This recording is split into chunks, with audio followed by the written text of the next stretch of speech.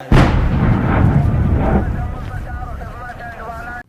کندهار روزګان لوی لار چې ورباندې د ایښودل سوو ماینونو ویره تر بل هر وخت ډیره سوې ده.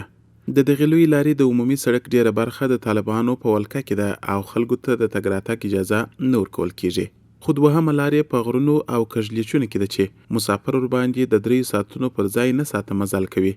او ډیر کله ناروغ مسافر پر نیمه لار له ژوند سره مخه کوي. دغه ضلع لري چې دا لار اسانه شي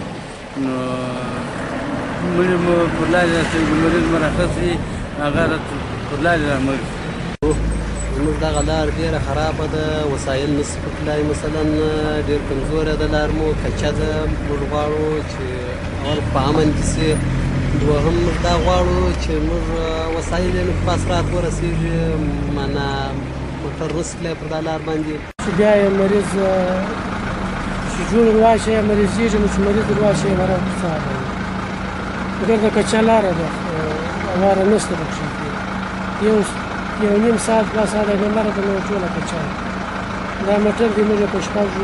2 ساعته د دې لارې باسي. هغه امنیتي مسؤلین چې د دغې لویې لارې امنیت ورتر غاړې دی وایي طالب وسلوالو اوس د مخامخ جګړې پر ځای په لویې لارو کې ماین ایښودلو ته مخه کړې ده چې ډېر کله د دغې لارې مسافرو ته د مرګ ژوبلې اړولو سبب هم کیږي. اول کوټ کې د لارې غټه موضوع ده چې د کندهار د روزګان عمومي لار پرته ده چې په هغه کې عاجز موږ امنیتي ځواکونه د کنډک اشاره تقریبا 4 پوستې او 3 بیز هلته پراته دي په دې لار کې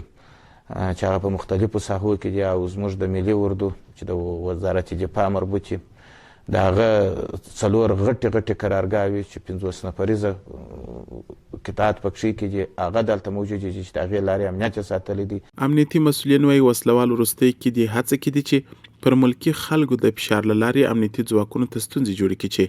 دوی د دې تکتیک سره هم بلد سوي دي.